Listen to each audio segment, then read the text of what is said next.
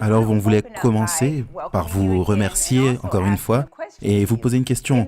Aux États-Unis, qu'est-ce qui est célébré le 31 octobre? Halloween. Oui, je suis sûr qu'en venant ici, vous avez vu des gens frapper aux portes et déguisés. Et oui, donc, le 31 octobre, dans ce pays, les vacances, c'est celle d'Halloween, où on célèbre Halloween, où les enfants s'habillent comme des fantômes, des démons, des sorcières, etc. Et ils vont de porte en porte, en disant une menace ou un sort.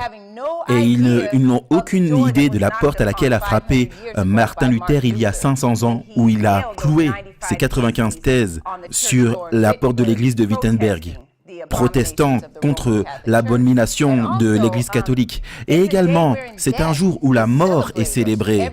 Tout ce qui est morbide, ténébreux, la mort est célébrée en ce jour-là. Et de façon assez intéressante, ils n'ont aucune idée, encore une fois, d'une autre mort qui est célébrée aujourd'hui. Et si vous regardez derrière moi, qu'est-ce que c'est? C'est la mort du protestantisme.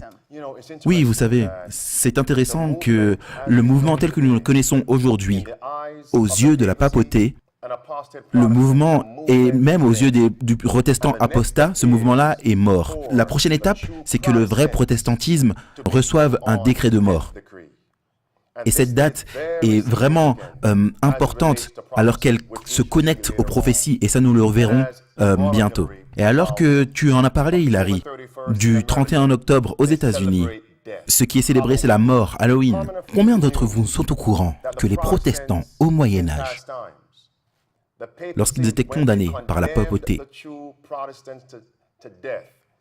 ils étaient revêtus avec des vêtements de démons? Est-ce que vous saviez ça? Regardez cette citation ici. Ça, c'est la grande controverse, la page 108. Il est dit ici, les vêtements étaient ôtés un par un. Et bien sûr, on parle de Jean Hus ici. Chaque archevêque prononçait une malédiction, et n'oubliez pas ça, une malédiction, alors qu'il accomplissait sa part dans la cérémonie, finalement. Qu'est-ce qui s'est passé, Hilary, dis-nous? Il mettait sur sa tête une mitre de papier sur laquelle étaient peintes des figures effrayantes de démons avec les mots suivants, chef des hérétiques, présent à l'avant. Et arrêtons-nous ici. Et regardons comment les gens s'habillent en ce jour du 31 octobre aux États-Unis. De façon comme des démons. Voilà comment ils habillaient avant dans le passé les vrais protestants lorsqu'ils étaient condamnés à mort. Revenons à l'écran.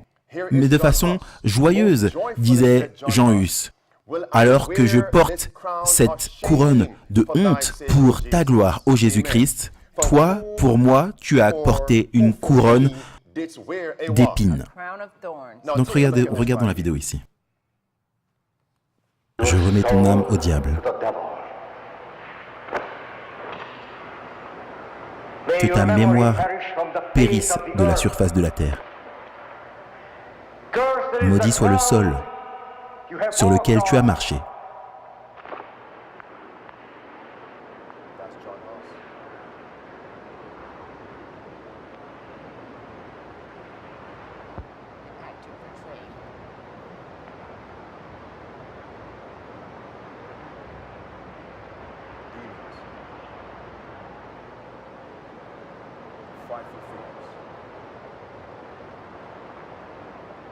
Jean Hus, nous remettons ton âme à l'enfer. Et moi, je mets mon esprit entre tes mains, Seigneur Jésus, parce que tu m'as racheté.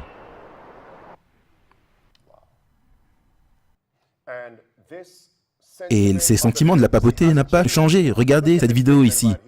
Ils continuent à condamner les réformateurs. Ça ne vient pas de moi. Regardez ici.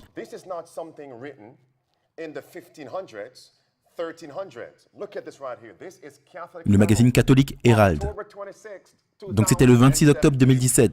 Qu'est-ce qui est dit ici? Le cardinal Muller dit que la réforme était une révolution contre le Saint-Esprit. Donc arrêtons-nous ici un instant. Alors qu'ils disent que la réforme était contre le Saint-Esprit, quel esprit, selon eux, a permis la réforme? un esprit impur. Et ça, c'est ce qu'ils disent. Continuez à lire pour nous, Hilary. Des abus et des mauvaises actions ont toujours existé dans l'Église. Nous sommes la Sainte Église à cause de la grâce de Dieu et des sacrements. Mais tous les hommes d'Église sont des pécheurs. Tous ont besoin du pardon, de la contrition et des pénitences. Pénitence, n'oubliez pas ça. Cependant, Luther a abandonné tous les principes de la foi catholique, des Écritures saintes, la tradition apostolique, la magistrature du pape et des conciles et l'épiscopat. Par conséquent, il est inacceptable de dire que la réforme de Luther était un événement du Saint-Esprit, parce que le Saint-Esprit aide l'Église à maintenir sa continuité à travers la magistrature de l'Église. Donc ici, on voit que la papauté continue à condamner les réformateurs protestants. Ils les maudissent à mort. Ils disent qu'ils ont été animés, non pas du Saint-Esprit de Dieu, mais par un démon. Et regardez, ce n'est pas seulement les papistes qui disent ça, mais aussi les protestants apostats eux-mêmes. Vous souvenez-vous de cette vidéo de Kenneth Copeland? Tu vois ça maintenant, lorsqu'on met ça en ordre? Regardez ça maintenant. Des représentants du peuple sont présents et le pape regarde la vidéo. Donc lorsque vous vous souvenez de ce qui s'est passé il y a 500 ans, cette division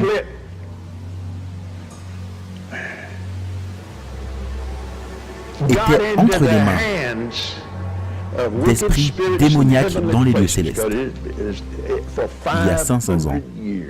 Ce qu'on appelle les protestateurs. C'est quoi une protestation? C'est une lutte. Je me demande quelle Bible il lit. Est-ce que la Bible parle d'esprits mauvais dans les lieux célestes? Non. Quelle Bible lit-il? La Bible parle d'esprits mauvais dans les lieux élevés. Petite pause personnelle. Notre Bible en nous français, elle dit version céleste, mais le mot qui est traduit du grec, épanouris ou épanourios, veut dire céleste, élevé, ce qui est au-dessus du ciel. Louis II a choisi céleste, mais c'est vrai qu'il est incorrect et rend le sens de ce verset compliqué. Il aurait été mieux de traduire les esprits mauvais dans les lieux élevés. Je reprends. Continuons à avancer. Et donc on a ici sur Fox News, vous savez, il nous est dit dans les médias, si ça ne vient pas de Fox News, c'est une fausse nouvelle. Donc voici Fox News, le 29 octobre 2017. Ça c'est un presbytérien, un pasteur qui fait cette déclaration, Hilary. La réforme conduite par Luther a échoué. Voici comment nous pouvons finalement réunir l'Église chrétienne. La réforme a redécouvert l'Évangile, mais a également sapé l'Évangile par la division qu'elle a semée. En d'autres mots, la réforme a échoué. Il y a 500 ans, le seul futur protestant viable, écoutez bien, c'est un presbytérien qui parle. Il fait cette déclaration il y a 2 jours. Il y a 500 ans, le seul futur évangélique, le seul futur fidèle à la vision des réformateurs est un futur catholique. Est-ce que vous avez compris ça? Le seul futur pour le protestantisme viable, le seul futur fidèle à la vision des réformateurs, c'est un futur catholique. Et ils ont l'audace d'imprimer cela. Et donc là, ils blâment les protestants. Certaines fois, la division a amené des violences. Au XVIe siècle, des leaders chrétiens ont tué 5000 personnes. Et ça, c'est grave. Mais combien de réformateurs l'Église catholique a-t-elle tué? Des millions, mes amis. Des millions. Et ça, c'est Peter Leithart. C'est un protestant, un presbytérien à Birmingham. Et dernière phrase, il dit, il est également l'auteur du livre « La fin du protestantisme ». Mais qu'est-ce qu'on peut attendre d'un homme comme ça? Et ça, c'est Fox News qui nous dit cela. Qu'est-ce que Fox News a imprimé sur ces pages? Faisons du dimanche un jour de repos pour la gloire de Dieu. Vous savez, comme moi, ce que je trouve attristant et décevant, c'est que les principes même pour lesquels Martin Luther s'est battu, et quand on pense à lui, quand il a été mis devant la diète de Worms, et il nous est dit dans la grande controverse, page 160, Martin Luther disait « Je ne peux me rétracter. Je ne puis soumettre ma foi ni au pape ni au concile, parce qu'il est clair comme le jour qu'ils ont souvent tombé dans l'erreur et même se sont contredits les uns les autres, à moins que je ne sois convaincu par le témoignage des Écritures ou par un raisonnement clair. Si l'on ne me persuade par les passages mêmes que j'ai cités, rendant ainsi ma conscience captive de la parole de Dieu, je ne puis et ne veux pas me rétracter, car il est imprudent pour un chrétien de parler contre sa conscience.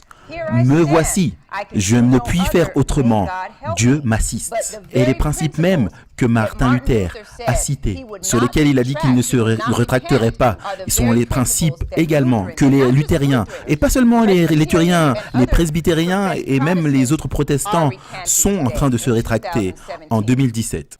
Mes amis, ne voyons-nous pas un besoin d'avoir l'esprit et l'expérience de ces réformateurs? Quelle paix Luther avait pour faire une telle déclaration. Voici, je me tiens, je ne peux faire autrement. Aide-moi, Seigneur. Pensez également à Jean Hus, cette vidéo que nous avons vue tout à l'heure, mise en avant, en public. Et même s'il était moqué, écorché, il a été traité comme un chien. Moins qu'un humain, mais malgré tout cela, il s'est tenu à sa foi fermement en Dieu. Et il chantait alors qu'il était mis au bûcher. Jésus, fils de David, c'était son chant. « Aie pitié de moi ». Et souvenez-vous, c'était la même chose que l'expérience de Christ. Parce que Matthieu 26 nous dit, quand Christ a laissé la chambre haute, il sortit et il chanta un hymne. Et il avança vers Gethsémane, de Gethsémane à chez devant Pilate, et de là jusqu'à la croix. Et mes amis, il est ressuscité. Et où est-il maintenant? Dans le lieu très saint. Et il nous dit que nous devons venir avec assurance au trône de la grâce pour obtenir miséricorde et trouver grâce au temps nécessaire, au temps de besoin. Depuis le 31 octobre 2017, nous avons encore plus besoin de cette grâce. Donc la papauté n'a pas changé. Les protestants, eux, ont changé. Le document qu'ils ont signé, regardez à l'écran, ce document, encore une fois, ce document est criblé d'erreurs qui viennent de la papauté. Ces erreurs même sur lesquelles les réformateurs et Luther également a averti les protestants. Avançons vers quelque chose de très important. Regardez, est-ce que la papauté a changé? Regardez ici. Ça, c'est le 29 octobre 2017. Ça, c'est l'Agence des informations catholiques. Qu'est-ce qui est dit dans le titre ici? Pape François. Il dit, dans l'Eucharistie, nous recevons la grâce d'aimer.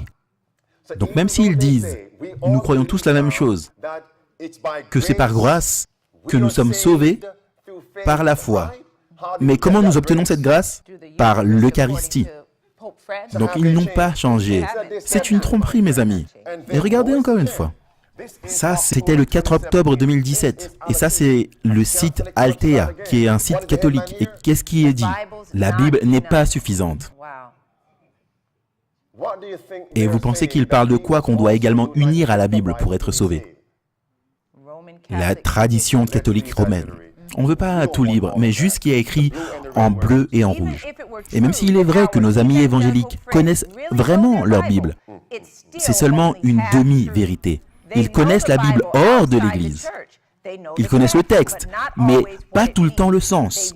Ils le lisent sans le guide, l'interprète sacré qui est la tradition, et sans la voix de l'autorité de l'Église qui confirme les enseignements. Donc la tradition de l'Église doit interpréter ce que dit la Bible. Alors est-ce que l'Église catholique a changé? Laissez-moi vous poser une question. Alors que vous savez cela, est-ce que vous auriez signé un document avec les catholiques romains? Pas du tout. Est-ce que vous auriez signé un document avec les protestants qui s'alignent avec la papauté? Non plus. Alors pourquoi y a-t-il des adventistes qui ont signé un document concernant la foi des catholiques? Regardez l'écran ici. Regardez tout en haut. Quel est le nombre de signatures qui est compté? 1123. Donc c'était il y a 2 mois. Et donc ça, c'est la confession de foi réformée des catholiques. Et donc un certain nombre de protestants se sont réunis. Et regardez sur quel point ils se sont réunis. L'expiation de Christ s'est terminée à la croix. Le point numéro 23, c'est qu'il n'y a pas d'église du reste. C'est une seule église universelle avec les catholiques. Et regardez cette déclaration dans le document. Qu'est-il dit ici?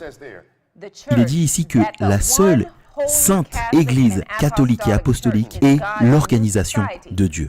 Le prémisse est la nouvelle création, la seule agence des rachetés à travers les âges, dont Christ est le Seigneur et le chef. Donc comment ils appellent l'Église catholique? Ils l'appellent la sainte, l'Église apostolique.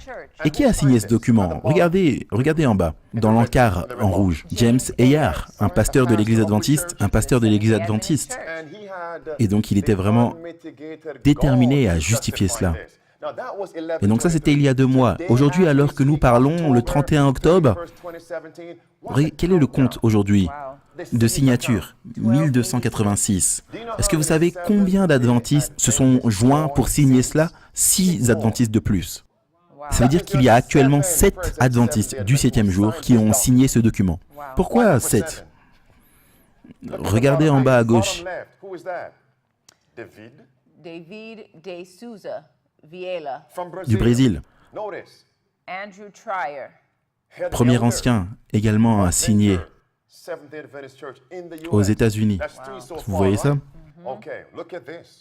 Ray Ivano, Dr. Nicholas Miller, Michael W. Campbell. Do you see that? Yes. At the very bottom of the article, what do we find there in the very center now? Eric A. Korf, retired Seventh-day Adventist. Friends, we're in trouble. Et ce n'est pas par accident que ce document est appelé une confession de foi catholique réformée. Dans ce document, ces 7 adventistes et les autres protestants confessent aux catholiques qu'ils ont eu tort en protestant ces erreurs. Lisons ici cette déclaration dans le livre « La tragédie des siècles » à la page 89, paragraphe 1. Voici les vrais principes du protestantisme. Lisons attentivement. Est-ce que nous connaissons John Wycliffe? Qui était-il? C'était quoi son titre? Son surnom? L'étoile du matin de la réforme protestante. Wycliffe, donc, enseignait les doctrines distinctives du protestantisme. Qu'étaient-elles? Le salut par la foi en Jésus-Christ et l'infaillibilité des Écritures. Qu'est-ce que cela veut dire? Pourquoi avait-il besoin de proclamer cela? Le salut par Christ et non par l'Église. Vous voyez ça? Et la seule infaillibilité des Écritures et non pas l'infaillibilité de l'Église et de ses traditions, parce qu'ils disent que l'Église ne peut errer selon les Écritures, ce qui est faux. Regardez ce qui est sorti aujourd'hui alors qu'ils ont signé le document. C'est le magazine Crux. Le sous-titre, c'est « Prendre le pouls des catholiques ». Les catholiques et les protestants, c'est un deal signé maintenant. À leurs yeux, le mouvement est mort. Et regardez ce qui est dit ici dans le titre. Dans l'étape importante de la réforme, les experts détectent une soif extraordinaire pour l'unité. Une soif extraordinaire de quoi? D'unité. Mais de quoi devraient-ils avoir vraiment soif? Matthieu 5, verset 6. Bénis soient ceux qui ont faim et soif de justice, car ils seront rassasiés. Et alors qu'ils ont soif de cette unité, alors qu'ils s'unissent, les protestants, apostats et les papistes, alors qu'ils s'unissent, est-ce que vous savez qu'est-ce qu'il va étancher leur soif? Est-ce que vous vous souvenez de ce dont on avait parlé dans Acte 23? Il y avait des hommes qui ont dit on va jeûner, on va prier, on va ni boire ni manger jusqu'à ce que nous tuions Paul. Prenons Apocalypse chapitre 17. Regardons le verset 6. Chapitre 17, verset 6. Regardez de quoi ils vont avoir soif dans quelques jours. Qu'est-ce qui est dit ici au sujet de la papauté et ses alliés? Et je vis une femme ivre du sang des saints et du sang des témoins de Jésus. Et en la voyant, je fus saisi d'un grand étonnement. Donc de quoi était-elle sous? Du sang des saints. Ils vont avoir soif de sang. Regardez ici qu'il y a juste quelques jours, le pape a fait une déclaration à la veille de la signature de ce document. Il a fait une déclaration. Il a dit que tous les chrétiens doivent être prêts pour ne pas aller contre Dieu ou César. Regardez cette déclaration ici. Ça, c'est Rome Report, il y a quelques jours. Il est dit ici en titre, le pape François, dans l'Angélus, un chrétien ne devrait pas s'opposer à Dieu ou à César. Regardez ce qui est dit ici. Le chrétien est appelé à s'engager concrètement dans les réalités sociales et humaines, sans s'opposer à Dieu ou César. S'opposer à Dieu et César serait une attitude fondamentaliste. Arrêtons-nous ici un instant. L'appel ici est à être engagé dans la société sans s'opposer à Dieu et à César. Pas vrai? Attendons. Qu'est-ce qui vous vient à l'esprit? Sans s'opposer à Dieu et à César. C'est qu'ils sont unis, l'Église et l'État. La loi de Dieu, ce qu'ils appellent la loi de Dieu et la loi de César, sont une et la même chose. Qui était le premier César qui a amené dans le monde un faux jour d'adoration? Constantin, en l'an 321. Pas vrai? Et donc, ne pas s'opposer à Dieu et à César. Laissez-moi vous poser une question. Selon les Écritures, est-ce que Dieu dit qu'il y aura un jour où les chrétiens croyant en la Bible, parce qu'ils voudront lui obéir, ne seront plus en harmonie avec César? Oui, parce que César mettra en place un décret forçant les gens à adorer contre le diktat de leur conscience et contre la Bible. Est-ce que ce jour vient, mes amis? Et donc il est dit, la dernière phrase, s'opposer à Dieu et à César serait une attitude fondamentaliste. Qu'est-ce que cela veut dire pour vous, mes amis? Si vous vous opposez à Dieu, si vous vous opposez à César, c'est une attitude fondamentaliste, terroriste. Parce que qu'est-ce qu'il dit?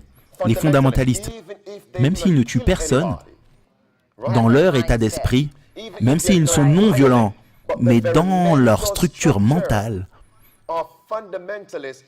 sont violents au nom de Dieu. Donc est-ce qu'on voit où est-ce qu'on en est?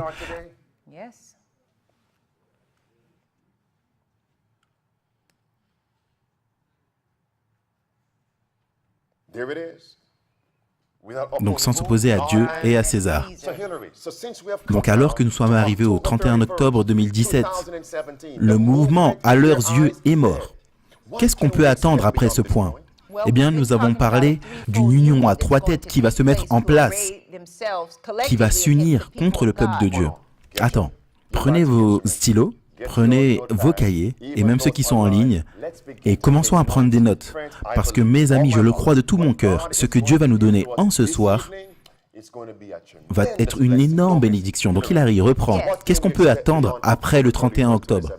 Donc alors, après ce 31 octobre, on a ces deux pièces qui s'unissent officiellement, la bête et l'image, le catholicisme romain et le protestantisme apostat. Complètement unis. Maintenant, ils ont besoin d'avoir l'autorité civile qui représente le dragon, la puissance du dragon, selon Apocalypse 16, versets 13 et 14. Et donc ce que l'on peut attendre, c'est que ces deux entités, le protestantisme apostat et le catholicisme romain, appellent maintenant aux autorités civiles pour mettre en place leurs décrets. Allons dans 2 Pierre ensemble.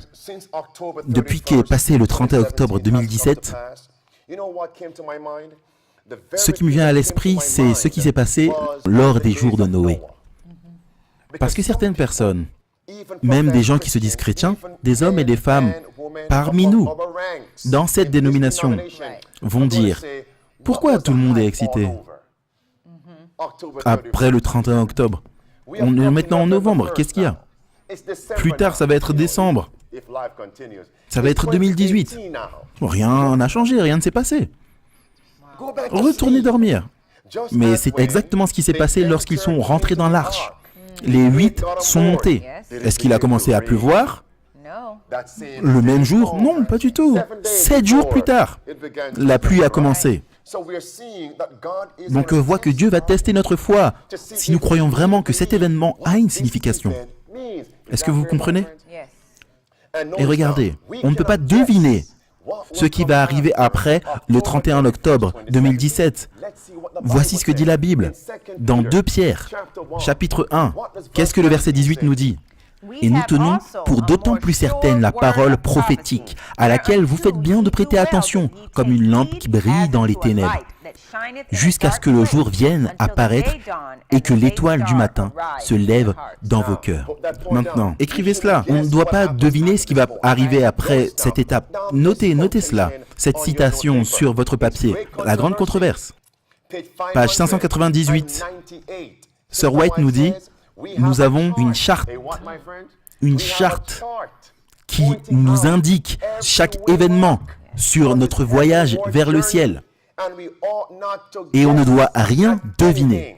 Donc nous devons savoir ce qui va arriver après le 31 octobre 2017, quand la papauté et le protestantisme apostat se sont maintenant unis. Qu'est-ce qui va se passer après? Voici, mes amis.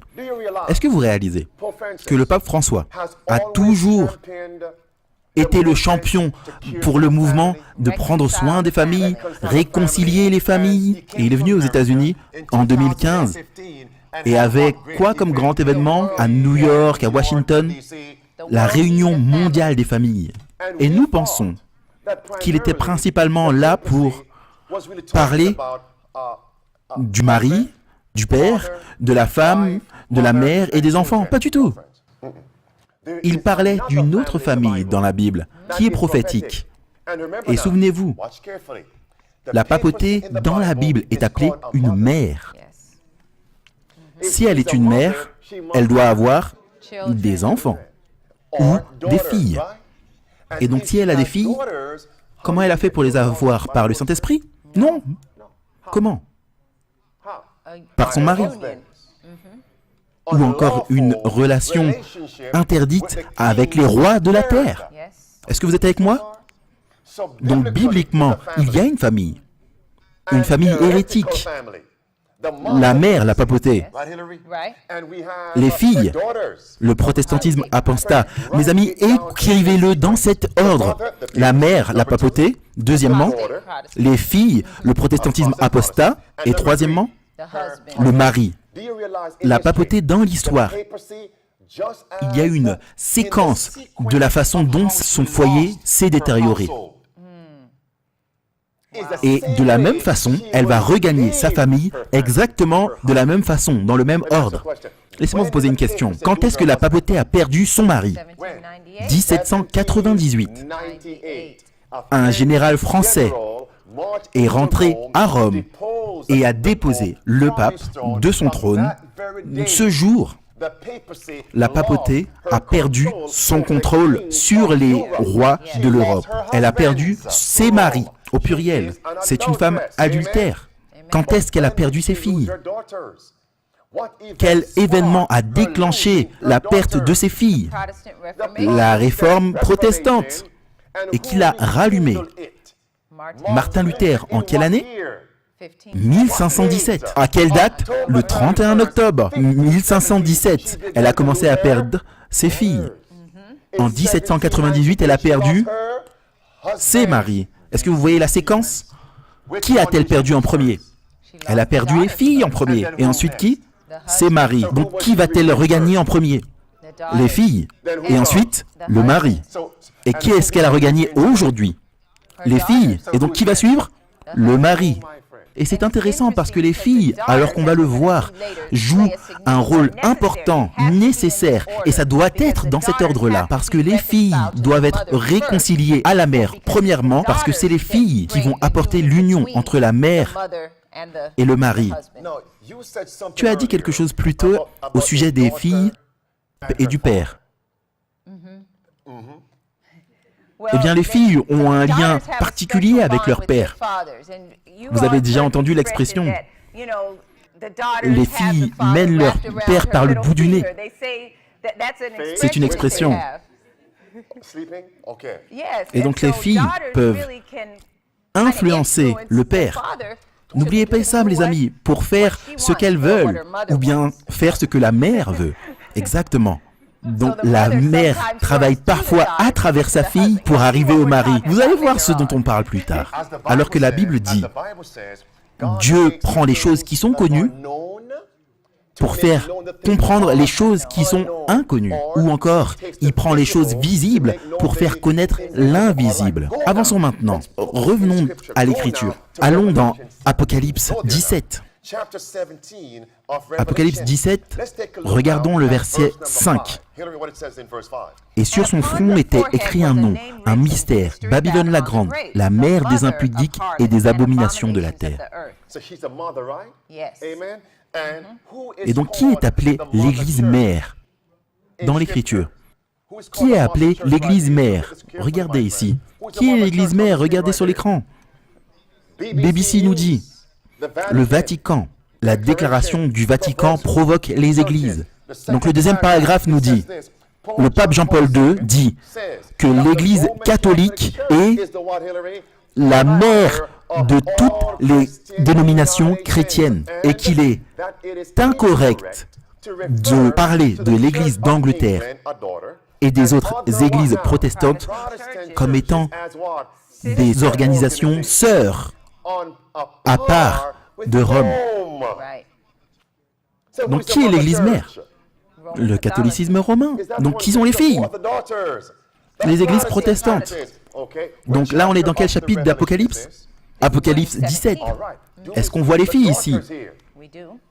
Est-ce qu'on voit encore le Père? Allons au chapitre 18. Et lis pour nous, Hilary, le chapitre 7. Voici les maris maintenant. Chapitre, verset 7 du chapitre 18. Autant elle s'est glorifiée et s'est plongée dans le luxe, autant donnez-lui du tourment et du deuil. Parce qu'elle dit en son cœur, je suis assise en reine et je ne suis point veuve et je ne verrai point le deuil. Pause. Donc qui donc est veuve?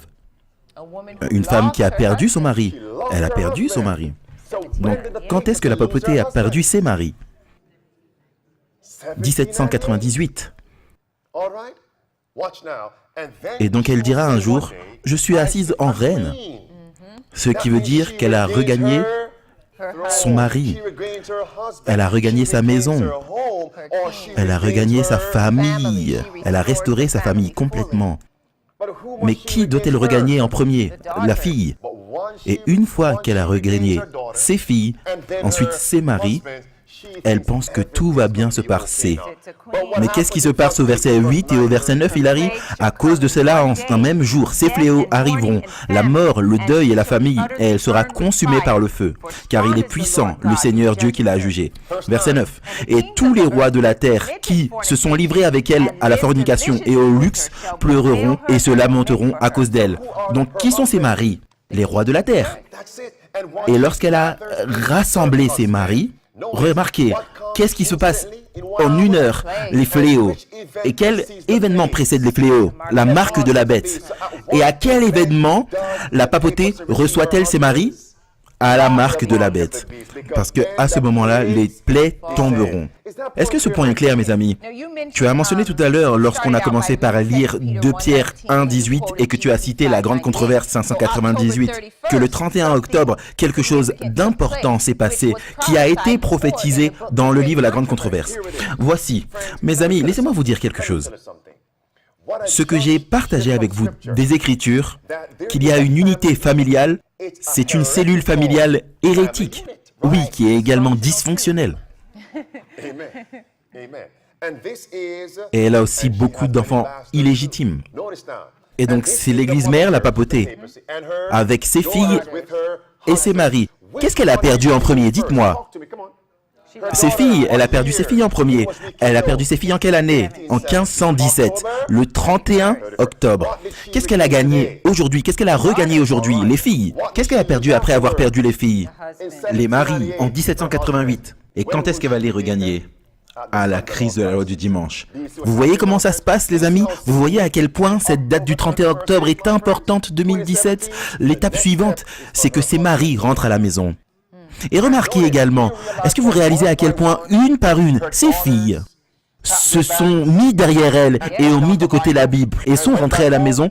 Et ensuite, un après un, qu'est-ce qui va se passer? Les rois de la terre vont rentrer à la maison. Ils vont rentrer à la maison. Et remarquez, dans le livre La Grande Controverse, la sœur nous dit que cela va se passer dans le même ordre. Dans La Grande Controverse, page 444, la sœur White nous dit que les églises majoritaires vont s'unir et beaucoup diront « Cela n'arrivera jamais parmi les églises protestantes ». Mais elle dit « Cela va arriver ». Et elle l'a écrit dans les années 1800 que cela va arriver. Et quand est-ce que c'est arrivé? En 2017, le 31 octobre. Ça, c'est la page 444. À la page 445, elle dit également « La mère et les filles vont aller après les maris. » Vous savez, si la maman est là et les enfants sont là, ce n'est pas encore une maison, ce n'est pas un foyer, jusqu'à ce que papa rentre à la maison. Donc, lisez ça pour nous. 445. Donc, la page d'après, elle dit que ça va arriver dans une succession rapide. Dès que les principales églises protestantes des États-Unis s'y uniront sur des points de doctrine qui leur sont communs et feront pression sur l'État pour l'amener à imposer leurs décrets et à soutenir leur institution, l'Amérique protestante aura formé une image à la hiérarchie romaine et la conséquence inévitable sera l'application de peines civiles aux délinquants. Est-ce que tout le monde est clair jusqu'à ici? Est-ce que vous prenez des notes? Et mettons juste un point d'exclamation sur le fait que le premier mari qui va rentrer à la maison, c'est les États-Unis. Après que les États-Unis soient rentrés à la maison, le reste du monde va suivre les États-Unis. Et ensuite, ils vont rentrer. Attendez un instant. Laquelle des filles a fait sa valise, a mis de côté la Bible et est rentrée à la maison? Les luthériens. Donc, quelle nation va en premier faire sa valise, mettre de côté la loi, la constitution et rentrer à la maison? Les États-Unis. C'est puissant. Merci. Est-ce que vous prenez des notes, les amis? S'il vous plaît, prenez des notes. Est-ce que la Bible nous montre cette union à trois têtes? Où cela? Dans Apocalypse 16. C'est là où nous avons commencé sabbat dernier. Le dragon, la bête, et qui? Et le faux prophète. Qui est la puissance du dragon? C'est la puissance civile, l'État, mais aussi le spiritualisme. Donc qui est la bête? La bête, c'est la papauté. Et qui est le faux prophète? Le protestantisme apostat, les États-Unis. Est-ce que ce point est clair? Dans quel endroit dans la Bible on trouve cette union à trois têtes qui va s'attaquer aux vrais protestants de Dieu? Mais allons, on en a parlé. Un exemple dans l'Ancien Testament. Dimanche, on en a parlé. C'était qui? Élie.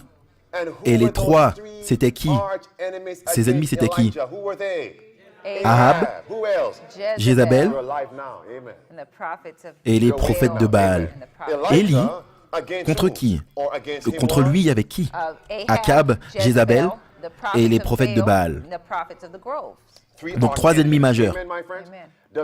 La Bible dit que l'expérience d'Élie se répétera dans les derniers temps. N'est-ce pas, mes amis? Donc, qui est venu dans l'esprit et avec la puissance d'Élie? Qui? Jean-Baptiste.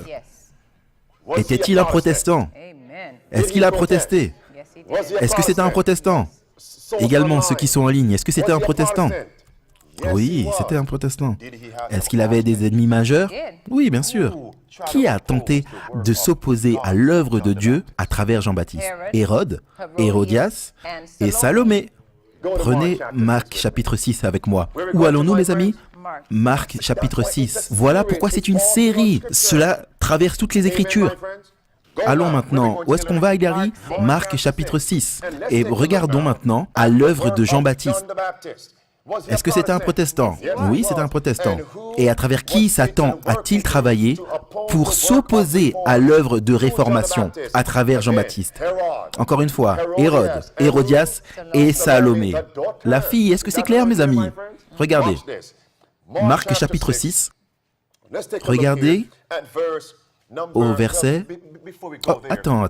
Essayons de clarifier qui il représente, parce qu'on veut que tout le monde prenne des notes et qu'il puisse partager après. Amen, mes amis. Il n'y a aucun chaînon manquant dans la grande image, dans la grande chaîne. Donc, qui était représenté par Hérode? Hérode, c'est le mari. Hérode, c'est le dragon, la puissance du dragon. Est-ce que vous pouvez écrire ça sur vos papiers? Hérode, c'est la puissance du dragon. Très bien, la puissance civile. Et quel texte nous dit que Hérode, c'est la puissance du dragon? Apocalypse 12. Écrivez chapitre 12 d'Apocalypse, versets 4 et 5. Si vous vous souvenez des Écritures, il est dit que le dragon se tint debout devant la femme. Pas vrai? Qui était prête à enfanter. Pourquoi faire? Pour dévorer l'enfant aussitôt qu'il serait sorti. Qui était cette puissance du dragon? À côté de Satan. À travers qui le diable travaillait pour tuer Christ à sa naissance? C'était à travers Hérode, le dragon, la puissance de l'État. Est-ce que c'est clair, mes amis? Donc, qui était Hérodias? Elle représentait qui? La puissance de la bête, et donc la papauté. Notez qu'elle est appelée la mère dans Marc 16 et dans Matthieu 14. Marc 6 plutôt. Marc 6, merci. Marc 6 et Matthieu 14. La mère. Est-ce qu'elle avait une fille? Tous les livres de la Bible se rencontrent et se terminent dans l'Apocalypse. Où donc, dans l'Apocalypse, on trouve une mère et une fille qui s'attaquent au peuple de Dieu. Apocalypse 17, versets 5 et 6. Est-ce que vous le voyez, mes amis? C'est comme ça qu'on rassemble les éléments. Allons maintenant dans Marc 6 et regardons le message de Jean-Baptiste. Est-ce que c'est un protestant, Hilary? Lisons le verset 17 et le verset 18. Qu'est-il dit ici? Quel était son message? C'était sa thèse contre l'Église. Car Hérode lui-même avait fait arrêter Jean, donc 17 et 18. Car Hérode lui-même avait fait arrêter Jean et l'avait fait lier en prison à cause d'Hérodias, femme de Philippe, son frère, parce qu'il l'avait épousée, et que Jean lui disait: « Il ne t'est pas permis d'avoir la femme de ton frère. » Donc dites-moi, quel était le message de Jean-Baptiste? Qu'il était interdit à Hérode d'être marié à Hérodias. Écrivez cela. Et cela veut dire qu'Hérodias était une femme adultère et que Hérode commettait la fornication. Est-ce que vous voyez maintenant, mes amis? Et Jean-Baptiste a prêché qu'il était illégal pour le roi d'être marié à cette femme. Il était dans la fornication. Laissez-moi vous poser une question, mes amis. Pourquoi était-ce illégal? Parce qu'elle appartenait à qui? À Philippe. Ce qui veut dire que Jean-Baptiste a vu quelque chose en secret, qu'Hérodias flirtait et qu'elle a épousé Hérode. Donc maintenant, si on fait l'application, qui était Hérode? L'État, la puissance civile. Et qui est Hérodias? La papauté. L'Église, donc c'est l'Église et l'État. Donc c'était quoi le message de Jean? Il est illégal pour l'Église et l'État d'être mariés. Est-ce que vous comprenez, mes amis? C'était quoi le message de Jean? C'est illégal que l'Église et l'État soient unis. Est-ce que vous voyez ça, mes amis? Maintenant, faisons l'application pour les États-Unis. Parce que les États-Unis, c'est le premier roi. C'est le premier mari qui va rentrer à la maison, qui va s'allier avec la papauté. Donc aux États-Unis, est-ce qu'on a un document où il est dit c'est interdit et on peut se baser sur ce document pour dire que c'est interdit à l'Église et à l'État de s'unir? C'est quoi ce document? C'est quoi son nom? La Constitution des États-Unis d'Amérique. Le voici, juste en passant. Voici, à l'écran, et on en a déjà parlé, James Madison et Thomas Jefferson. Et qu'est-ce qu'ils disent? Qu'y a-t-il entre l'Église et l'État? Un mur de séparation. Il est interdit, basé sur la Constitution des États-Unis, pour l'Église et l'État de s'unir. Remarquez, non seulement l'union de l'Église et de l'État est anticonstitutionnelle, mais également selon les Écritures. Selon quoi, mes amis? Selon la Bible. Quel texte nous dit cela? Qu'il est illégal pour l'Église et l'État de s'unir, et particulièrement aux États-Unis, et ensuite autour du monde dans ces derniers jours. Rendez à César les choses qui sont à César, et à Dieu les choses qui sont à Dieu. Il doit y avoir une séparation entre les deux. Et cet article qu'on a vu tout à l'heure, où le pape François dit « N'allez pas à l'encontre de Dieu et César », comme si c'était une et même chose, alors qu'il devrait y avoir une séparation entre les deux, entre Dieu et le gouvernement. Donc revenons maintenant à Marc 6. Une question. Est-ce qu'on voit alors les étapes qui sont faites, et le reste d'entre vous, et même ceux qui sont en ligne, qui va amener à l'union entre l'Église et l'État? Oui. Est-ce qu'on voit quelques mouvements où les États-Unis, le mari, s'avancent pour retourner à Rome? Est-ce qu'on voit un mouvement récemment où les leaders civiques des États-Unis s'apprêtent à rentrer au Vatican? Est-ce qu'on voit un mouvement dans ce sens-là? Est-ce que vous pouvez m'en donner un? Eh bien, le fait d'inviter le pape François aux États-Unis. Et le fait qu'il s'adresse à une session ouverte du Congrès, c'était une étape sans précédent, ce n'est jamais arrivé dans le passé. Voici mes avis. Et il n'a pas fait un discours politique, il a fait une prédication, parce qu'il a parlé du bien commun, ce qui est une doctrine catholique. C'est ça, et regardez mes amis. Et des hommes ont également vu cela. Lorsque le pape est venu aux États-Unis et ils se sont dit « Mais attendez un instant, cela va contre notre constitution, c'est illégal !» Regardez mes amis, Hillary, la presse baptiste, voici ce qu'elle dit. C'est la presse baptiste qui nous dit cela.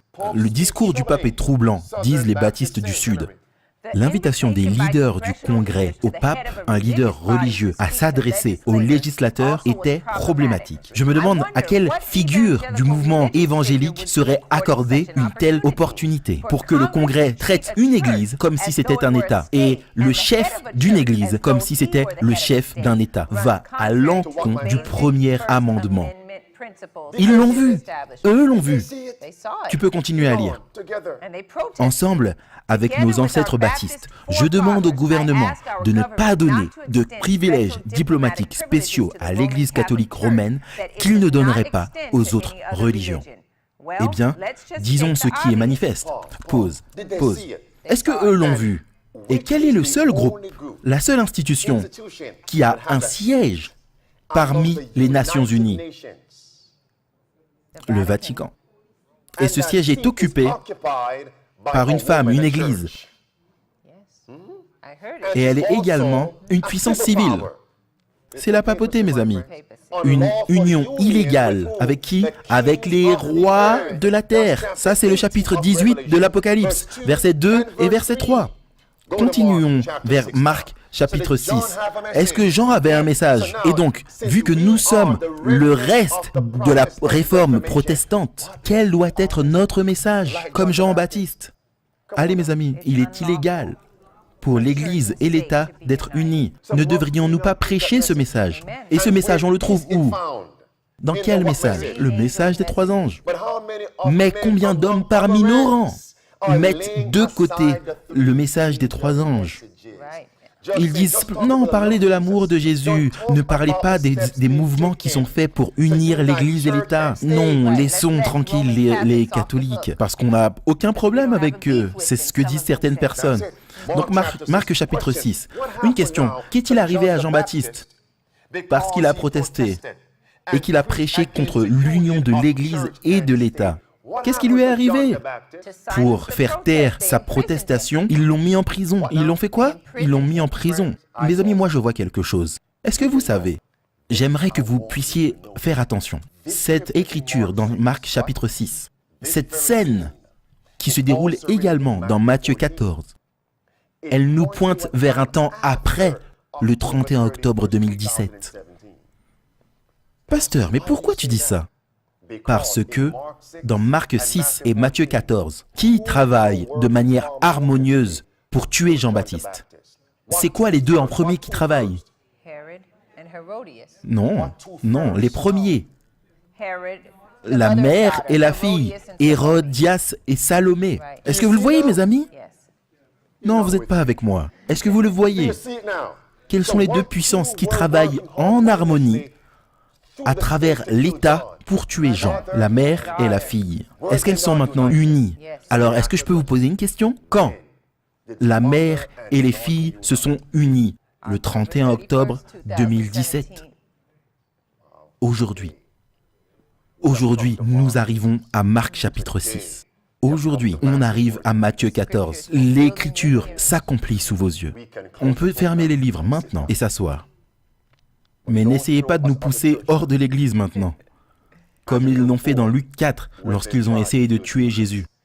C'est l'endroit où nous sommes maintenant. C'est une date importante. La mère et la fille, Hérodias et Salomé, la papauté et le protestantisme apostat, maintenant unis. De qui ils veulent se débarrasser? Jean-Baptiste. Pourquoi? Parce qu'il prêche contre l'union de l'Église et de l'État, à cause du fait que nous savons, nous, Église adventiste du 7e jour, que la fille est rentrée à la maison. Qui va suivre?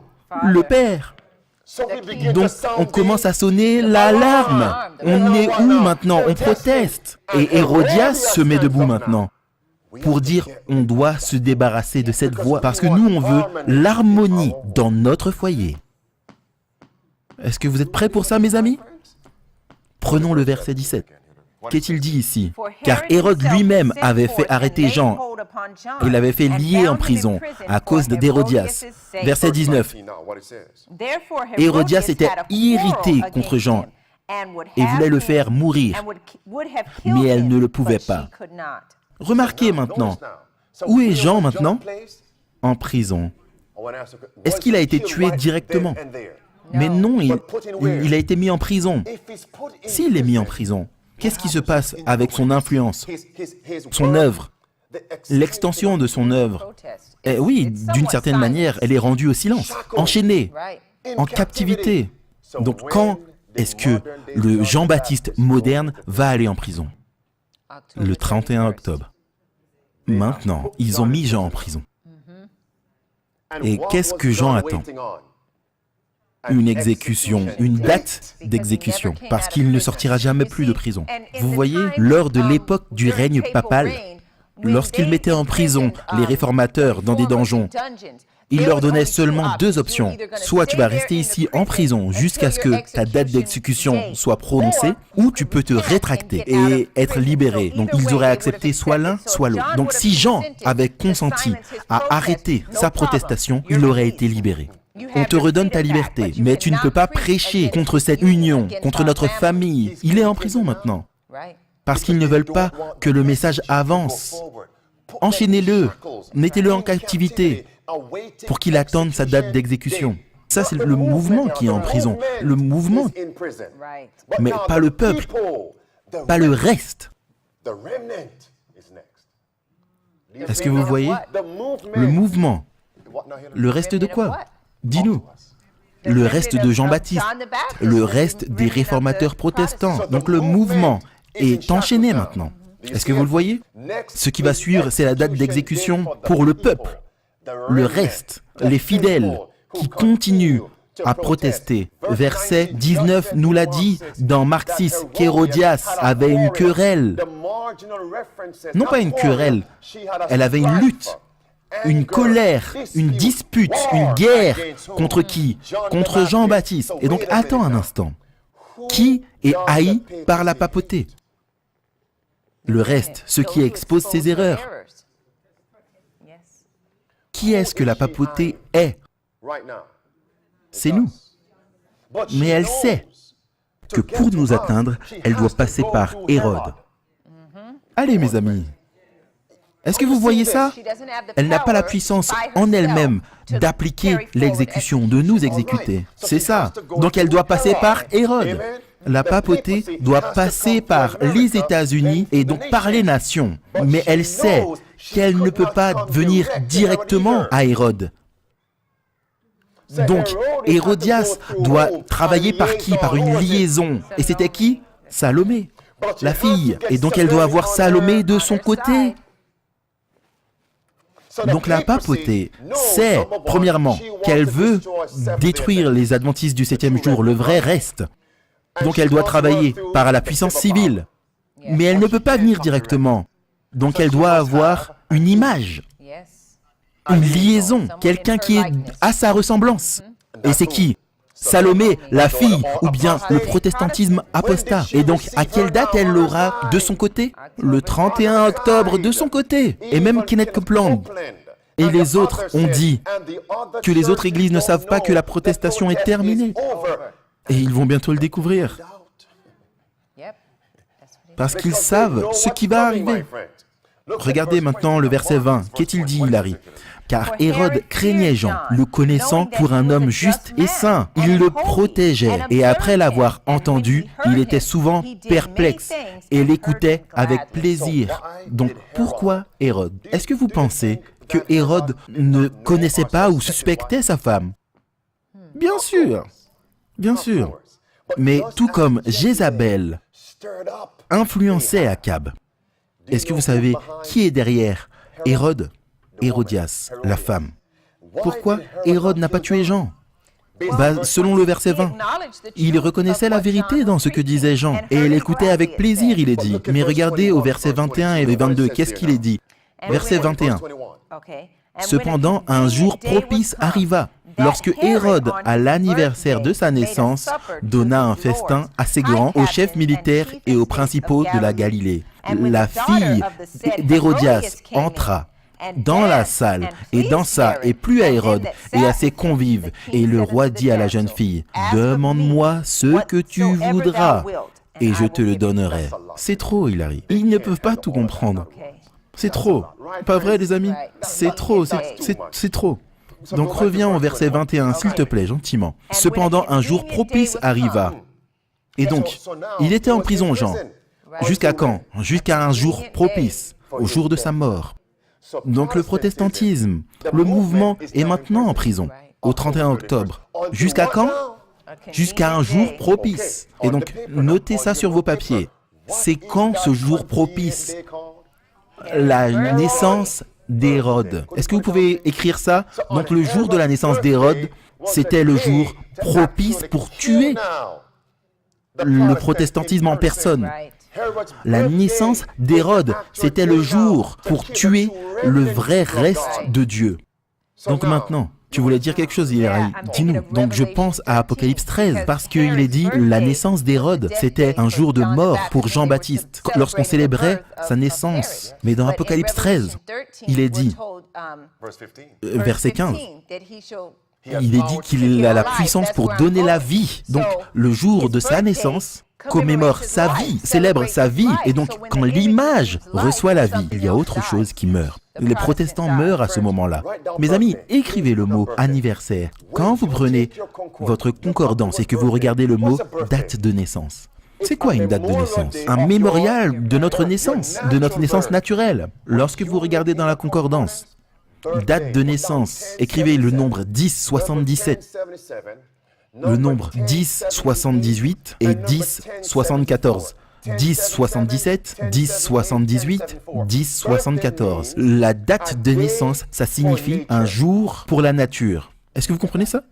Donc, la date de naissance d'Hérode, c'était un jour pour sa naissance naturelle, un jour pour la nature. Donc, je vous pose une question.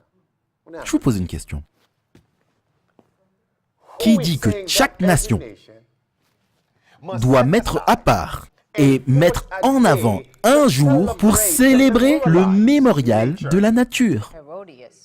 Hérodias, la puissance de la bête. Et c'est qui aujourd'hui? La papauté. Et quel jour? Il dit, quel jour selon lui est le jour pour la nature?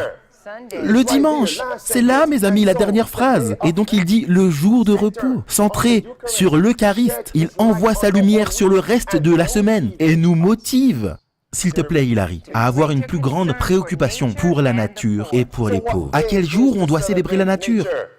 Le dimanche. Donc l'application du jour de la naissance d'Hérode, c'est quoi? Le dimanche.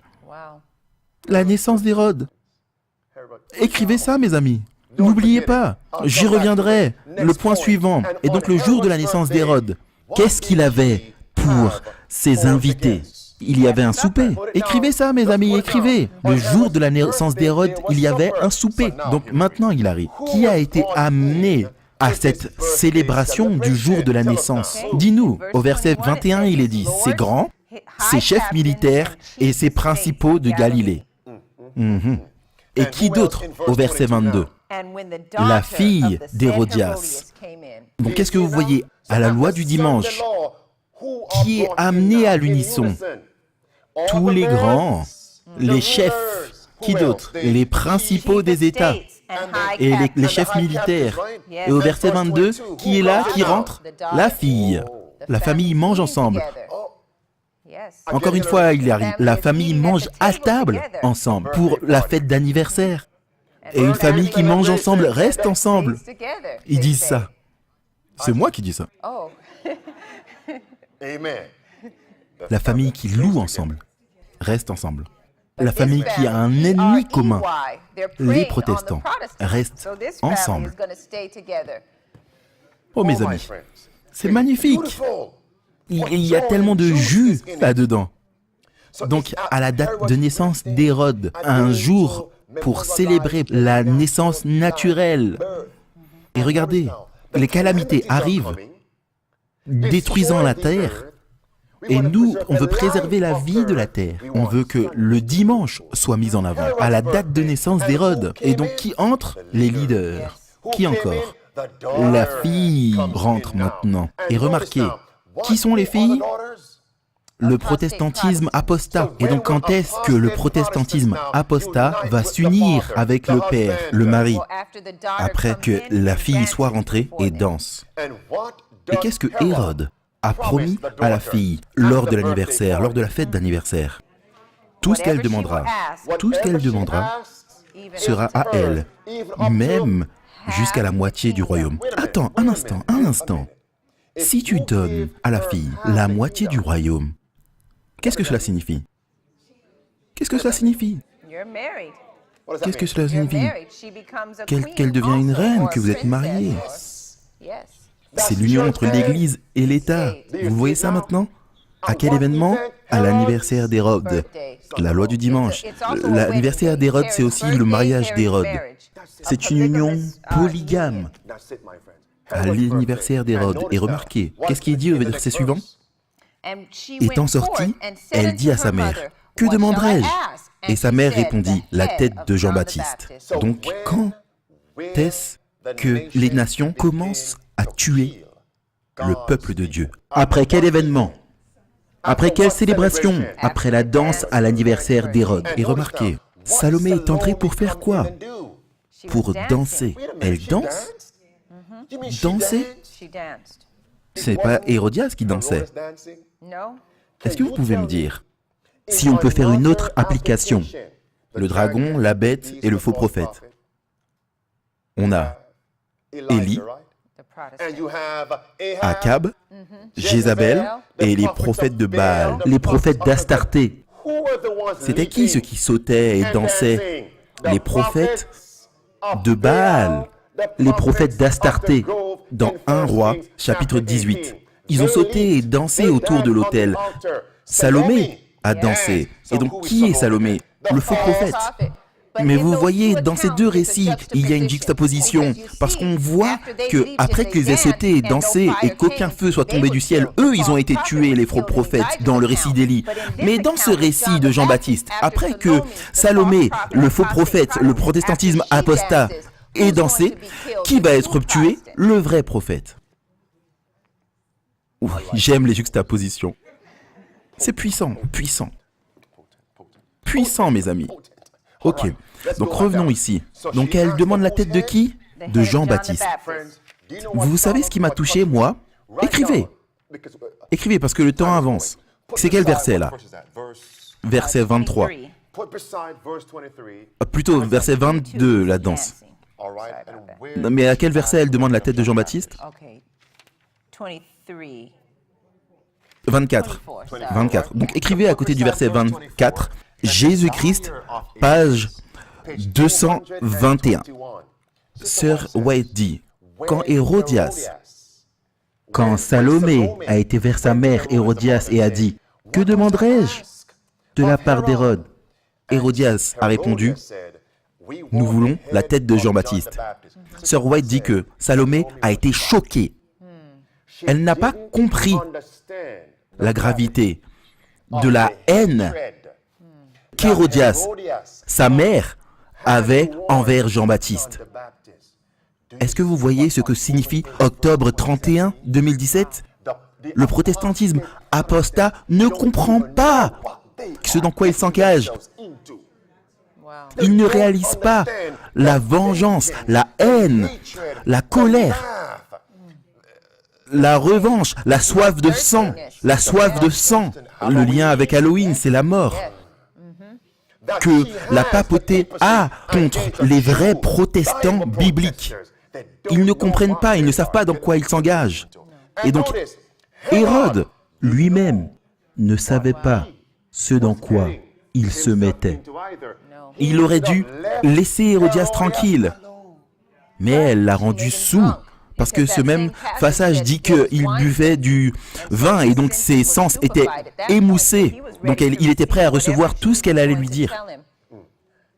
Vous savez quoi? Parce que le faux prophète a dansé devant lui. Elle lui a plu. Et donc Salomé a plu au roi. Salomé a plu à Hérode. Donc Hérode a dit, vu que tu m'as plu, Salomé, tout ce que tu veux, même la moitié du royaume, c'est à toi. Donc l'application, c'est quoi?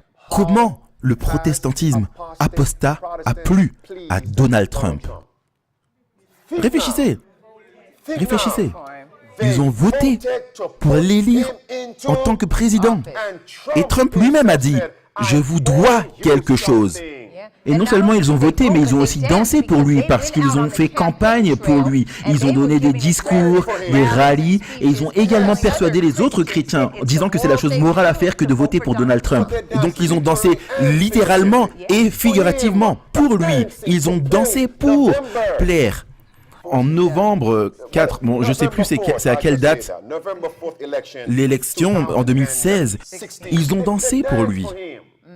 Et donc ils ont tellement bien dansé, ils lui ont tellement plu que Trump a dit « Je ne vais pas éliminer mon équipe de conseillers ». Et qui faisait partie de cette équipe? Et donc la papauté et les évangéliques. Mais spécifiquement qui? Salomé. Salomé. Salomé. Et donc voici mes amis, qu'est-ce que Mike Pence a dit? Si vous votez pour Donald Trump, les évangéliques, tout ce que vous voulez, il vous le donnera. Et remarquez, est-ce qu'il a commencé à mettre en place des gens à la Cour suprême, un conservateur qui s'oppose à l'avortement? Est-ce qu'il a dit qu'il va enlever les restrictions qui sont dans l'amendement Johnson? Je te donnerai jusqu'à la moitié du royaume. Et donc maintenant, l'Église peut dicter à l'État. Donc qui est au contrôle maintenant? C'est l'Église. L'État a dit, je te donne la moitié du royaume. Est-ce que vous voyez ça, mes amis? Tu as dit quelque chose tout à l'heure en préparant. Tu as dit qu'il allait donner la moitié du royaume à Salomé. Mais Hérode étant déjà marié à Hérodias, Hérodias possède la moitié du royaume. Et il ne va pas donner la moitié d'Hérodias, mais il va donner sa propre moitié à lui. Donc il ne lui reste plus rien. Hérodias et Salomé contrôlent le royaume. Mais c'est quel genre de foyer ça? Mon peuple pour oppresseur des enfants et des femmes domine sur lui. Ésaïe 3:12. Mais c'est quel genre de maison ça? Où les femmes prennent le leadership. L'ordination des femmes. Est-ce que vous voyez que c'est ça le problème dans l'Église aujourd'hui? Parce qu'un autre foyer est en train d'être formé. Est-ce que vous comprenez ça, mes amis? Est-ce que vous comprenez? C'est un écran de fumée. L'ordination des femmes, ce que Dieu veut nous montrer de manière providentielle. Dieu permet que cela soit un souci pour que nous puissions les réveiller et que nous puissions comprendre que le problème c'est la famille, la famille, la famille. Alors qu'il y a une contrefaçon de la famille qui est en train de s'unir. Et elle a reçu sa fille aujourd'hui, le 31 octobre 2017. Le mari va rentrer à la maison, réveille-toi mon église. Et pasteur, dans l'église, il y a aussi un document qui comprend toute cette difficulté sur la famille et l'ordination des femmes. Ce document a été renvoyé pour une révision afin de voter une résolution pour le prochain conseil d'automne. Remarquez, est-ce que Hérode a fait un vœu, un serment envers Salomé? Est-ce qu'il lui doit quelque chose? Qu'est-ce que dit l'écran ici? Lors de la caravane de la campagne, Donald Trump fait le vœu de combler le fossé entre l'Église et l'État. À qui il fait ce vœu? Aux évangéliques, à Salomé.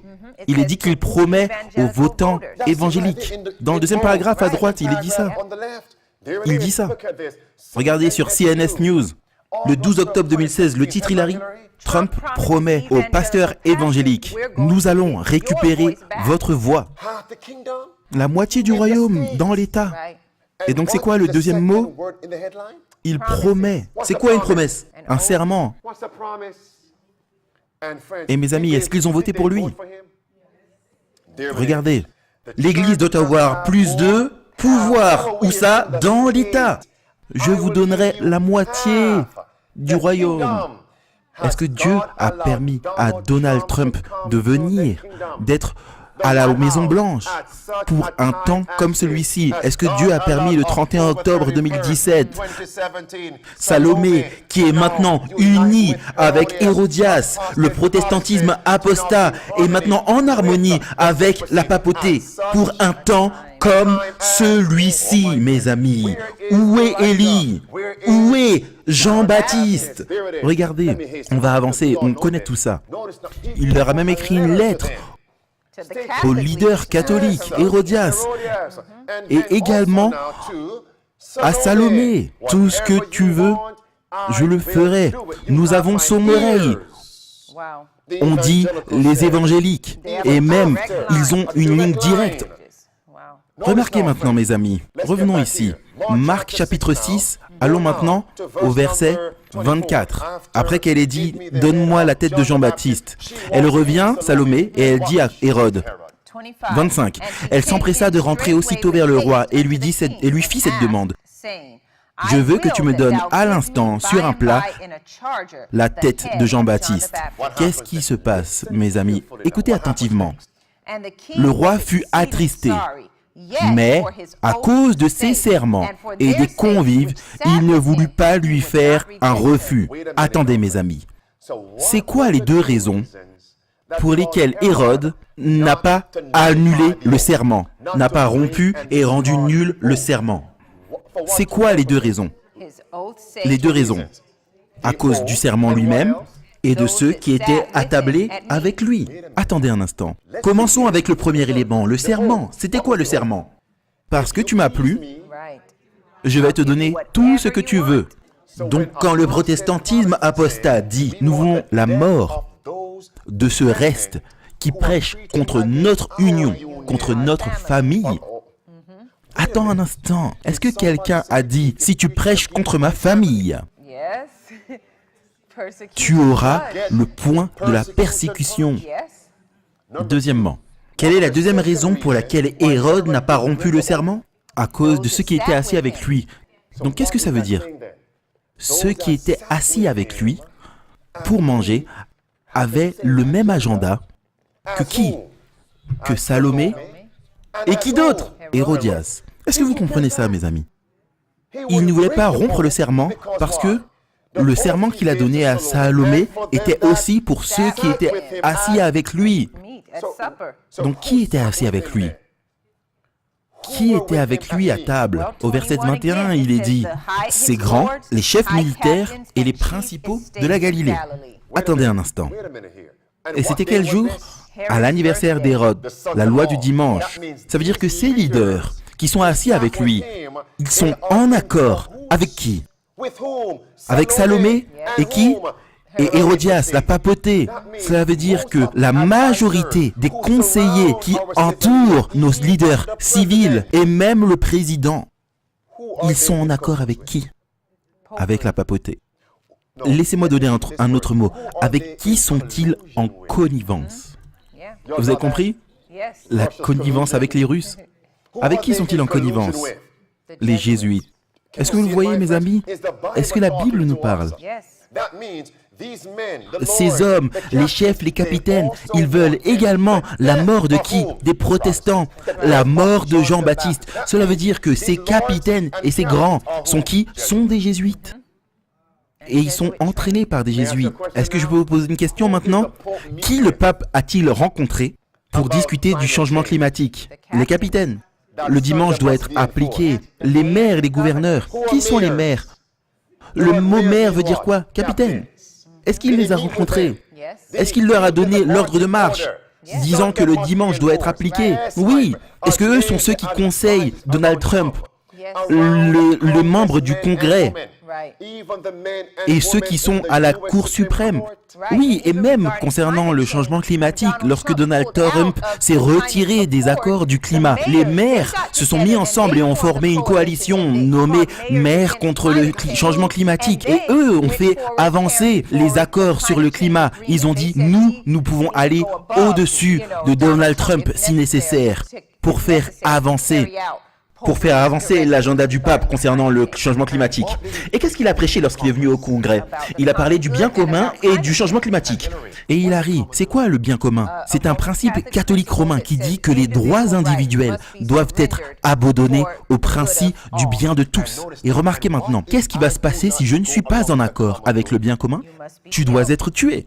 Regardez ça ici. Qu'est-ce qu'il y a sur l'écran là? La dernière phrase. Par conséquent, si un homme est dangereux et infectieux pour la communauté concernant certains péchés, il est digne de louange et avantageux qu'il soit tué pour la sauvegarde du bien commun. La peine de mort. Est-ce que vous voyez ça, mes amis? Est-ce qu'on y est? Est-ce que vous pouvez le voir? Est-ce qu'ils ont coupé la tête de Jean? Donc, qu'est-ce qui arrive pour le peuple de Dieu? Laissez-moi vous poser une question. Est-ce que vous savez qu'il va y avoir des martyrs dans ces derniers temps? Quand la loi du dimanche va être mise en application, il va y en avoir certains martyrs. Non pas comme au Moyen-Âge, mais il va y avoir quelques martyrs. Et ma question c'est, est-ce que j'ai cette foi pour traverser cette crise? Non, nous ne l'avons pas, mes amis. Mais Dieu a dit, lorsqu'elle sera nécessaire, il va la déverser. Et il nous envoie des crises actuelles pour nous permettre d'être prêts pour ce temps. Sommes-nous prêts pour ça, mes amis? Est-ce que la fille est à la maison avec la mère? Qui va arriver après depuis le 31 octobre 2017? Est-ce que Jean-Baptiste est en prison? Je fais que répéter ce qu'on a déjà dit. Je vais vous faire comprendre ce point parce que, mes amis, quand ici tout va s'effondrer, vous allez voir à quel point la parole de Dieu est puissante. Regardez ça avec attention. Est-ce que Jean-Baptiste est en prison maintenant?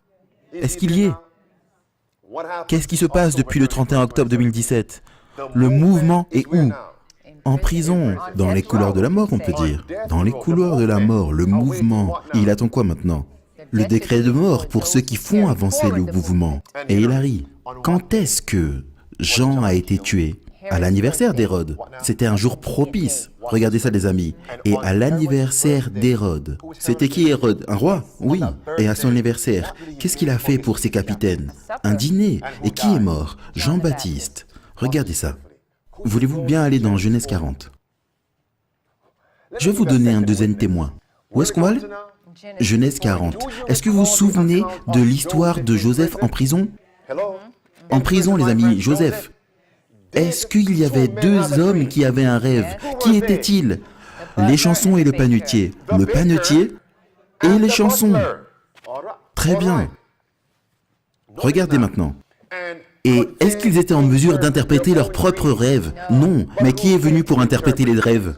Joseph. Qui peut interpréter les visions?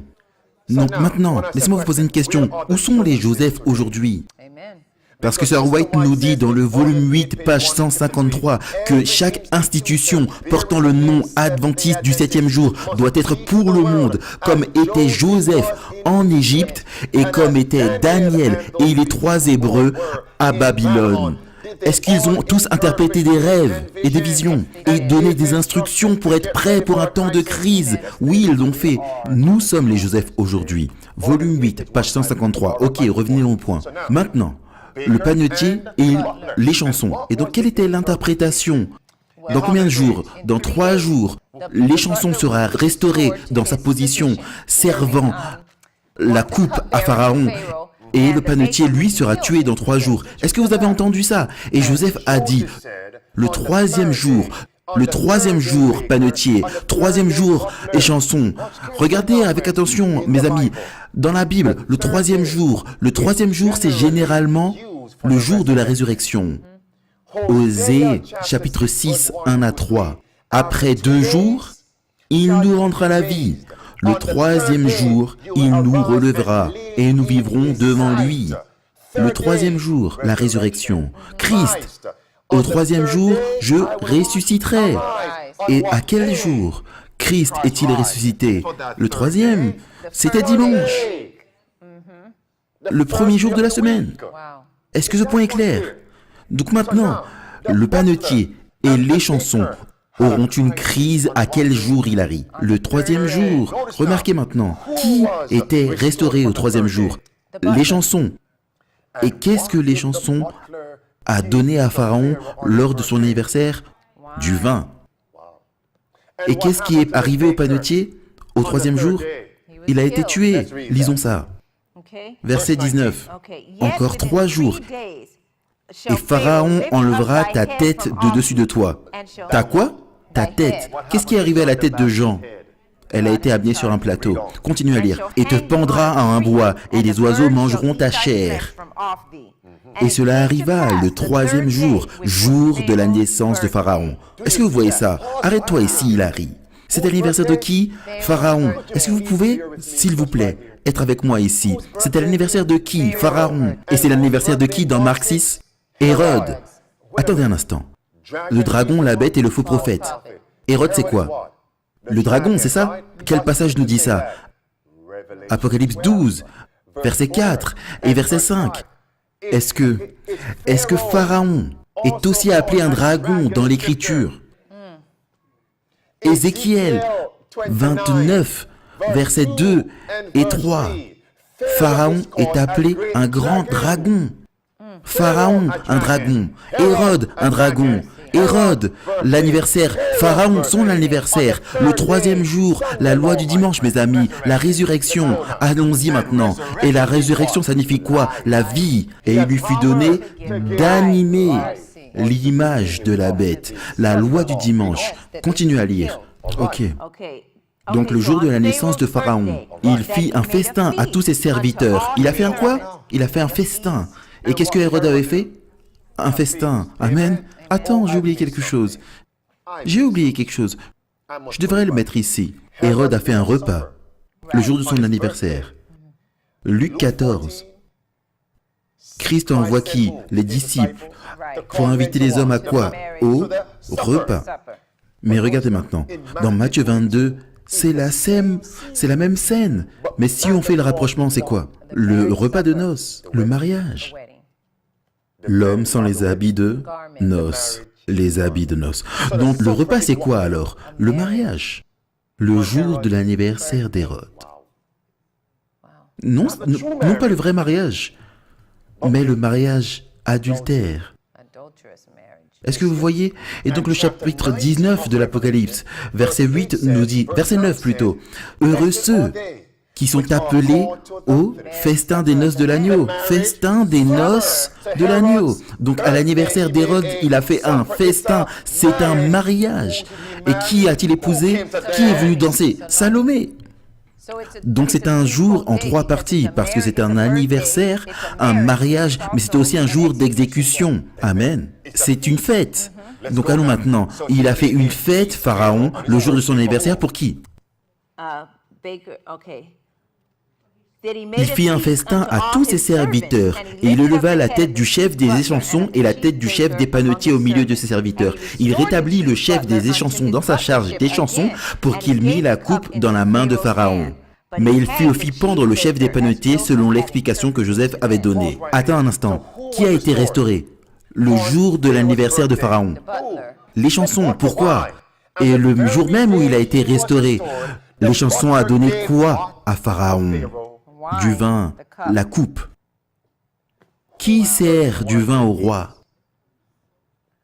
La papauté. Tous les livres de la Bible se rencontrent et terminent dans l'Apocalypse. Qui sert du vin au roi dans les livres de l'Apocalypse?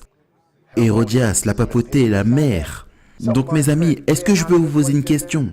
Qui est représenté par les chansons dans cette scène? La papauté. Elle est restaurée. Qui a besoin d'être restauré à la fin des temps pour servir du vin au roi de la terre? C'est la papauté. Qui fait la restauration? Le pouvoir civil. Donc Hérode représente qui ici? Du moins, Pharaon représente qui va restaurer la papauté à la fin des temps?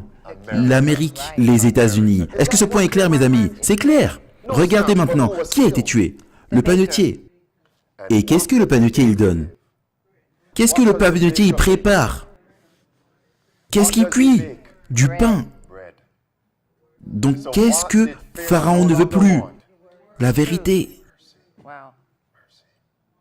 Il ne veut plus de protestation. D'une certaine façon, le panetier représente qui dans le livre de Marc 6, qui a eu sa tête découpée? Jean-Baptiste. Et le panetier, il typifie qui dans ces temps de la fin? L'Église du reste. C'est intéressant qu'ils soient tous les deux en prison, mais un qui allait continuer à servir a été libéré. Donc il a signé le document tel qu'il était. Mais celui qui refusait de signer le document, mais qui donnait le vrai pain, au final, il est resté en prison et a été exécuté. Et depuis 1798, qui a été en prison? La papauté. Les chansons. Celui qui sert du vin a été... C'est ton point, tu dis waouh. Moi je fais que ajouter. Il a été en prison en 1798. Les chansons. Et depuis le 31 octobre 2017, le panetier a rejoint la prison. Mais un va être restauré maintenant pour continuer à servir le vin. Et l'autre sera publiquement exécuté, mes amis. Est-ce qu'on réalise ce que signifie le 31 octobre 2017? Il y a tellement de choses, je dois finir. Oui, j'aimerais dire qu'on ne doit pas sous-estimer le rôle de Joseph dans tout cela, parce que lorsqu'on revient à Élie, lorsqu'on revient à Jean-Baptiste et maintenant à ce récit, on voit que Joseph est celui à qui a été donné le don de prophétie. Les protestants, dans ces récits d'Élie et de Jean-Baptiste, ces protestants sont aussi prophètes. Joseph était un prophète. Et donc, ceux à la fin des temps, tu parles du don de prophétie? Oui, ceux à la fin des temps qui vont faire avancer la protestation doivent également proclamer le don de prophétie. Ils doivent s'accrocher à l'esprit de prophétie. Mais qu'est-ce qui s'est passé à la session 2015 de la conférence générale? Ils ont voté que l'esprit de prophétie, en d'autres mots, en 2015, on a pris Joseph et on l'a vendu aux Égyptiens. Sortez ce rêveur d'ici. Oui, c'est pourquoi j'allais dans Apocalypse 12, verset 17, parce que le dragon, Pharaon, Hérode, est en colère, parce que derrière le rideau, il y a la papauté qui excite le dragon et le rend en colère contre la femme, parce qu'elle garde les commandements et qui est là la foi de Jésus-Christ. Donc ceux qui vont être protestants et continuer à protester aujourd'hui, ils doivent également s'accrocher au don de prophétie, à l'esprit de prophétie. Est-ce que vous avez entendu ça?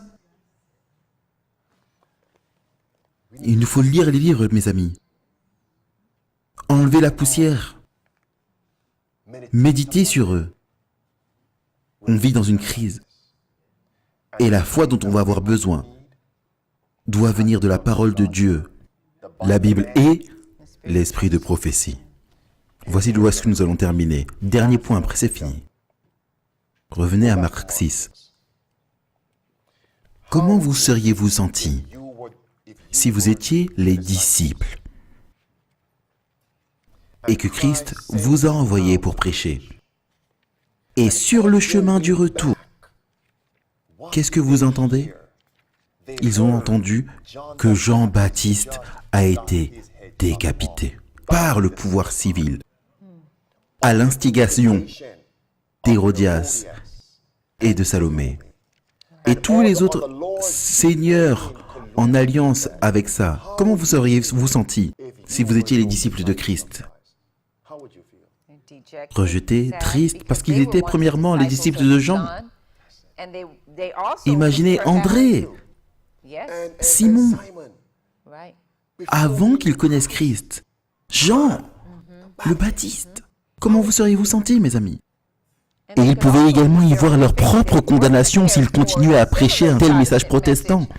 C'est là où on pourrait terminer en prison et même tuer. Donc maintenant, nous avons tellement de joie en étudiant tout ça. Mais mes amis, une crise va arriver. Nous lisons notre condamnation.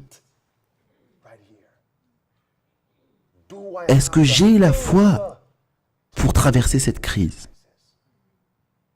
Ou bien suis-je comme Jean-Baptiste et je vais commencer à questionner ma foi, questionner mon appel lorsque je me trouve en prison, persécuté, lorsque la délivrance attendue n'arrive pas de Jésus.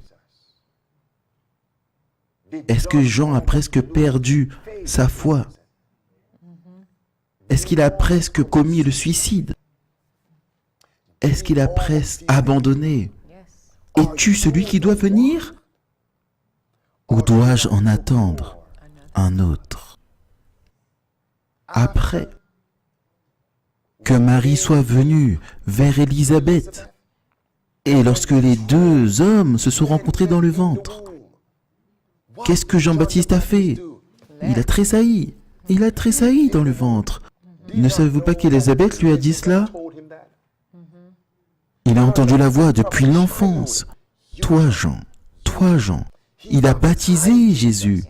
Et il a vu tout ce qui s'est passé. Il a dit, voici l'agneau de Dieu. Il a entendu la voix, il prêchait le message. Il était gagné à Jésus. Il disait de regarder à Jésus. Et cependant, lorsqu'il était dans la crise, il a presque ôté ses yeux de Jésus. Est-ce qu'on voit ça, mes amis? Et nous allons nous retrouver, laissez-moi le dire de cette façon, dans l'eau bouillante. Des crises.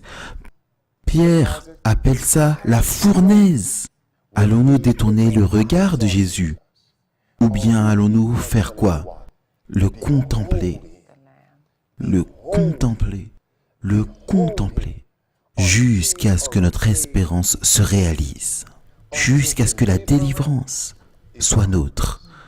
Et même si nous n'avons pas une délivrance terrestre, comme Jean, nous sommes prêts à mourir en croyant en Jésus.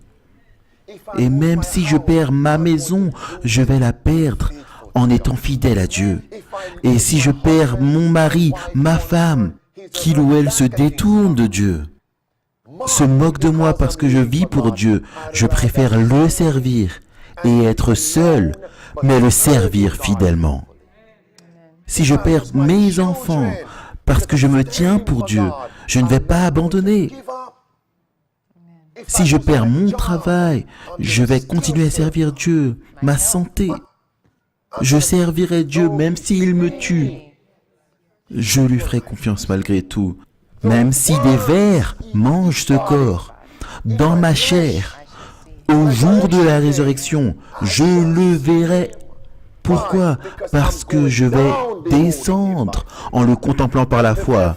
Et cette foi avec laquelle je meurs, je me relèverai à la première résurrection. C'était une joie, disait Sir White. Ils sont revenus vers Christ disant, « Jésus, tu nous as envoyés dans notre premier voyage missionnaire. » Nous avons vu des démons reculer, des âmes ont été gagnées à la vérité présente, Jésus. Et là, la nouvelle leur a été divulguée. Jean-Baptiste a tout juste été décapité. Jésus pouvait voir tellement de tristesse. Il leur a dit, venez et reposez-vous un moment. Et mes amis, nous allons traverser des crises maintenant. Où pouvons-nous trouver de la force? Venez et reposez-vous. Donc lorsque nous avons de mauvaises nouvelles, je veux dire des nouvelles horribles et terribles qui frappent notre foyer, que devons-nous faire? Venez à l'écart. Venez à l'écart. Et quoi, mes amis? Reposez-vous un moment. Matthieu 11. Venez vous qui êtes fatigués et chargés, je vous donnerai du repos. Arrêtez et sachez que je suis Dieu. Réclamez les promesses, mes amis. Nous allons en avoir besoin. Amen. Père Céleste, Merci pour ta parole en ce soir. Tellement plus aurait pu être dit. Tellement plus aurait pu être dit. Tellement plus. Mais je te remercie pour ce qui a été dit. Je crois que nous avons entendu ta voix. Nous avons la signification du 31 octobre 2017, basée sur la prophétie biblique. Aide-nous à être des étudiants de la parole, du don de prophétie, comme Daniel, comme les 3 Hébreux, comme Joseph. Sauve-nous, Dieu. Le temps de trouble tel qu'il n'a jamais eu va arriver sur nous. Et nous aurons besoin d'une foi que nous n'avons pas maintenant et que beaucoup sont trop indolents pour avoir. Mais aide-nous, sors-nous de notre torpeur, des ténèbres spirituelles, de l'indolence spirituelle.